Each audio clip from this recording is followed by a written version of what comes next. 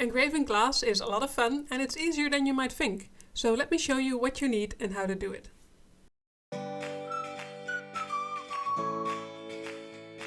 I'm using a standard rotary tool with a flexible shaft extension. The extension makes it a bit easier to do more detailed work, but you can also make do without. Since glass is very hard, I'm going to be using a set of diamond-coated bits. There are a lot of different bits in this set, but a good place to start is with a bowl-shaped one. The engraving will cause a lot of fine glass dust, so make sure to wear a dust mask and eye protection. I'm using poster tacks to support the piece that I'm working on. This will keep it stable without me having to hold it. I'm going to practice a bit on an old wine bottle. I set the Dremel at a medium speed and started engraving.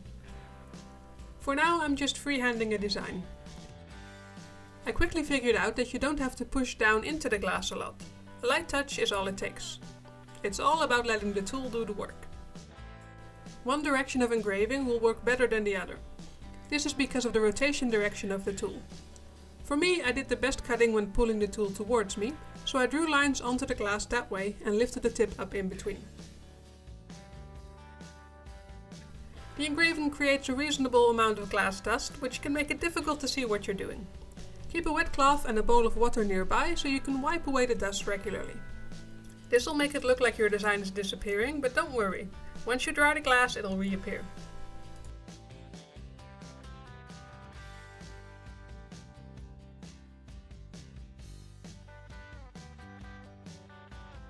Now that I have a feel for the tool, I can move on to making a more detailed design.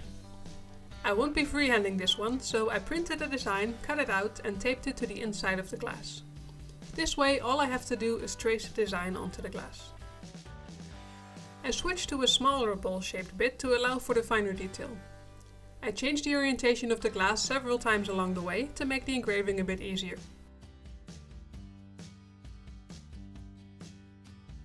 For the final details I switched to the thinnest bit that I had, which allowed me to write the tiny little letters on there.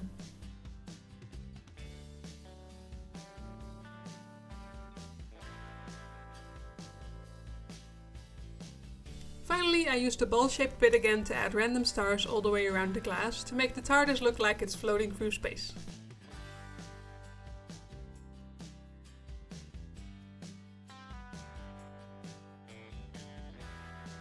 In some cases it won't be possible to tape your design to the inside of the glass, like with this small carafe. So I took some white painter's tape and covered the printout with it, making sure the pieces overlap. I then cut out the inside of the design, leaving me with a silhouette. I carefully peeled the tape off the paper and placed it onto the glass. I'll still have to freehand the branches and the leaves, but being able to trace the outline definitely helps a lot.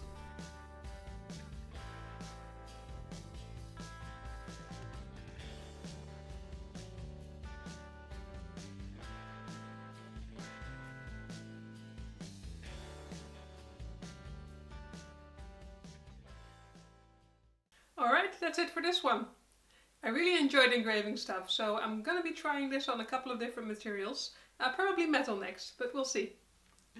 Let me know if you liked this video by leaving your likes and comments and questions and everything down below, and subscribe for my future videos. If you want to see what's going on in between my videos, then you can follow me on Instagram, where I put previews and all sorts of things that I'm working on as well. I'll see you next time. Bye!